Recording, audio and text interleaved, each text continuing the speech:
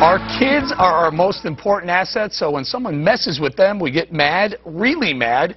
And when educators do stupid things to our kids, it makes us go bananas. Like when the Virginia school had their 8-year-old singing, "Now I'm part of the 99%. Oh my God. And who can forget this crazy one?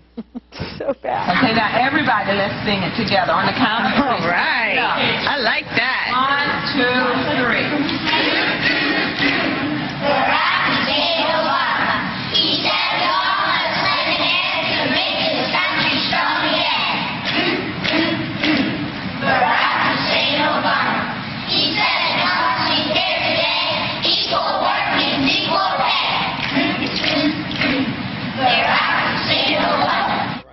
But even worse is the subtle way some textbooks are pushing the liberal agenda. Take, for example, Scholastic Books. They call themselves the world's leading publisher of children's books, so it's likely that your kid is learning from one of their textbooks. Check out the wording of this algebra lesson. Can you get this? Which camera? You want number 6? Distribute the wealth for distributed property of addition and multiplication. This is for grades 3 through 6. Distribute the wealth with the lovely rich girl with a big old bag of money handing some money out. Seriously, folks, I do it every year at a parent-teacher night. You have to read your kids' textbooks, find out what's being taught. If you see a bias, make sure you explain it to your kids, and by all means, tell your teachers you're on it. Kimberly. This isn't that easy. I'm asking you. Exactly right. Do you read, Bob and I can't do you this, read Ronan's textbooks? Yes, but he really doesn't have any textbooks. He's in kindergarten, and so he just has like little worksheets and cute stuff. But yes, every night he gets homework. Yes, every night I do it with him and go through these little sheets. So far, so good. We're on high alert, though, especially after this inappropriateness. Barack Hussein Obama. You know, I read my kids for the first 3 years, and after that I didn't understand them. And I couldn't pass any of the quizzes, so it didn't matter.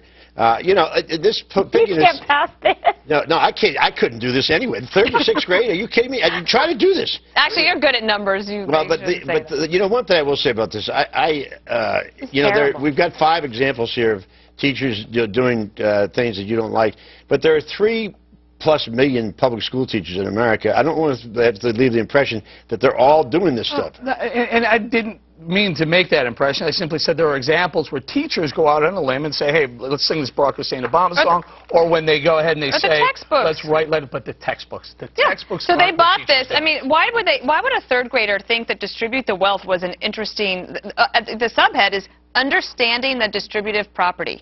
For 3rd graders. That doesn't I still don't understand what it is.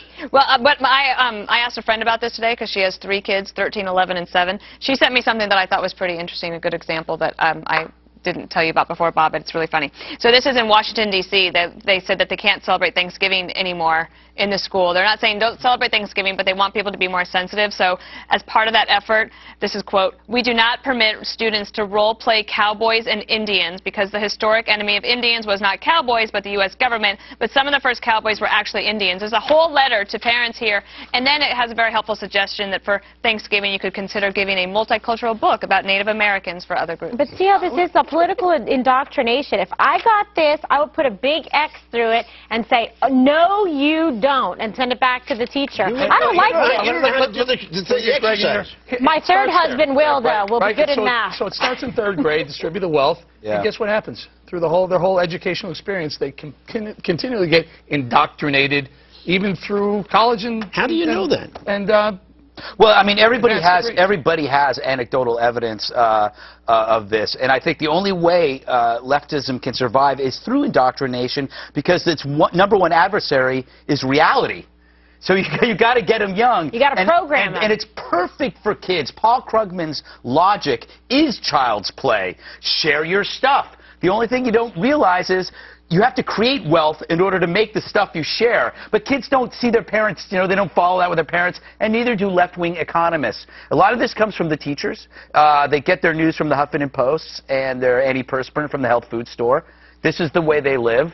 I don't know. This is probably written by an OWS graduate student. You know, Exactly. I haven't seen a textbook. You know something? So funny, I bet you. We built this segment of the show around this thing. And the fact of the matter is I could go out tomorrow and come up with 100 examples of teachers who don't do this kind of thing and teach very well. But that wasn't the point of the segment. And a lot of textbooks that are just fine. Bob, you must see textbooks all the time at your apartment. I just read them every day. Yeah. I also make a point to parents out there, read the history books. And the reason why I say that, a couple of years ago, I was going through my son's history book, and they actually were addressing the war in Iraq. And they were very, very liberally biased, saying, you know, George Bush went in there because he had heard there were weapons of mass destruction, and they were never found. It was a very liberal bias to the history book. Well, you know, there are science teachers that if they hear that a student is questioning, like, the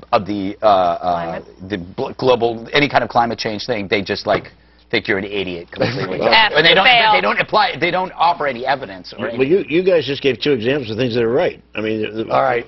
Listen, before we go, take a look at your kids' textbooks tonight. If you see anything sketchy, drop us a line at facebook.com/5FNC. Send it to Eric. But coming up, attention, Eric. Or to me at Eric Bowling on Twitter. That's fine.